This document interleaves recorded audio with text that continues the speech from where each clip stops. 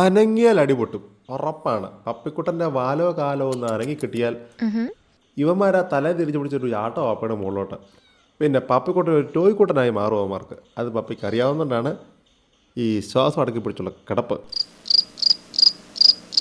കൊടൂര് തപസ്സിലിരിക്കുന്ന ഒരു മുനിവരിയൻ്റെ കൂട്ട് പപ്പിക്കുട്ടനെ അങ്ങോട്ട് നീണ്ടു നിവർന്ന് കടന്നു. നിങ്ങൾ എന്ത് കാണിച്ചാലും ഞാൻ അനങ്ങുള്ള ആ പൂച്ചകളെ എന്നാവും പറയുന്നത്.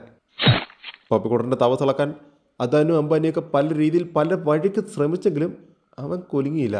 കാരണം അവൻ അറിയാം മാന്തി കിട്ടുമെന്ന്. Yes. പിള്ളേരാണ് പെറുങ്ങാണിയാണെന്നൊക്കെയുള്ള കാര്യമൊക്കെ ശരിയാണ്. പക്ഷേ പൂച്ചനെ മാന്തി കിട്ടിയവർക്ക് അറിയത്തുള്ളൂ അതിൻ്റെ വേദന. യവന്മാരുടെ അടുത്തുനിന്നോ നുഴഞ്ഞു നീങ്ങിയാലേ രക്ഷയുള്ളൂ എന്നുള്ളൊരു അവസ്ഥ പപ്പിക്കുട്ടനെ അങ്ങടെ എത്തി. പുറമേ നിന്ന് നോക്കുന്നവർക്ക് എന്താ ബ്ലാക്ക് ആൻഡ് പ്രൊട്ടക്ഷനിൽ സുഖമായിട്ട് കിടന്നുറങ്ങുന്ന ഒരു പപ്പിക്കുട്ടൻ. പക്ഷേ പിന്നിലെ കഥ നിങ്ങൾക്കും നമുക്കുമല്ലേ അറിയത്തുള്ളൂ. ഇനി ഇവന്മാരുടെ തലവട്ടം കാണാത്ത ഒരു സമയത്ത് പപ്പിക്കുട്ടനൊന്ന് അഴിച്ചു വിടണം. ഈ കാണുന്ന ഓട്ടം മുള്ളാൻ മുട്ടിയിട്ടൊന്നുമല്ല, രക്ഷപ്പെട്ട് ഓടുന്നതാ.